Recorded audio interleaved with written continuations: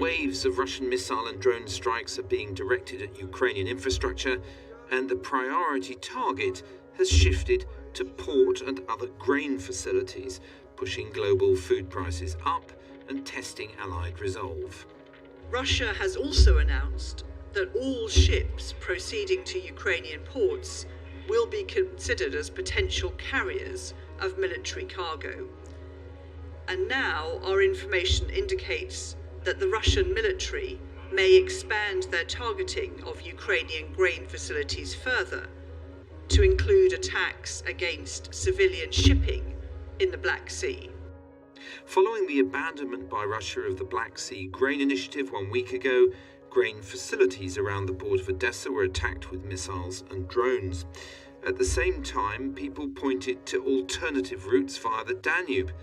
But in recent days, Russia has hit a key bridge south towards those terminals, and in the early hours of Monday, the facilities themselves were struck, one of them right on the border with NATO member Romania. Ukraine still has rail and road shipment options, but Russian strikes are crippling its ability to ship large quantities of grain.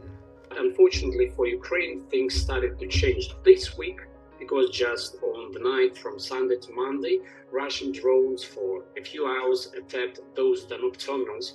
And in our view, as analysts and who are people are actually working with traders and funds, it's while Odessa was an important symbolic event, an attack on Odessa terminals, the Danube terminals are more important because in recent months it was and it is still the main export route for Ukrainian grain. And it's not just about grain.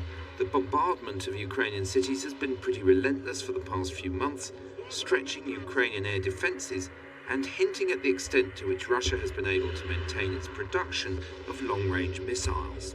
I think it's two things. I think that the Russians are able to sustain, but also that they have innovated, right? None of us expected them to use these Shahed drones, and they're dirt cheap, and Russia seems to have an endless supply of them. And we know that the strategy was to wear down Ukraine air defenses. So, I expect to see more of this behavior in the fall. So Ukrainian air defences have been stretched to the point where gaps have appeared, and where Western countries, even if they're willing to send more anti-aircraft weapons, may be running short.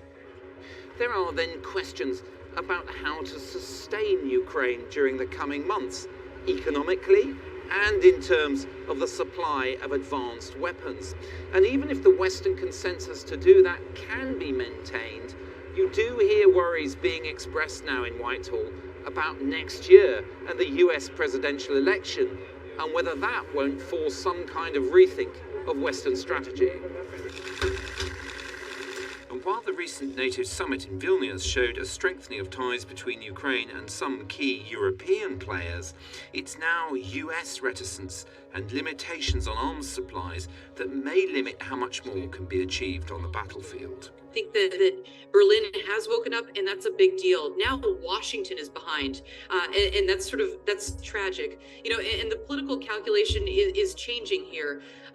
We have elections coming up in 2024, and that's going to change, everything. So President Biden has said, we, the U.S. government, will stand with Ukraine for as long as it takes. It looks like Trump is the likely nominee for the Republican Party. And, if you go back and remember the Trump years, he's not a big fan of NATO. Would he defund NATO? So as Ukrainian troops struggle for advantage on the battlefield, the pressure could hardly be greater. From Russian attacks, from a shortage of munitions, and from a sense that the patience of their American ally may be waning.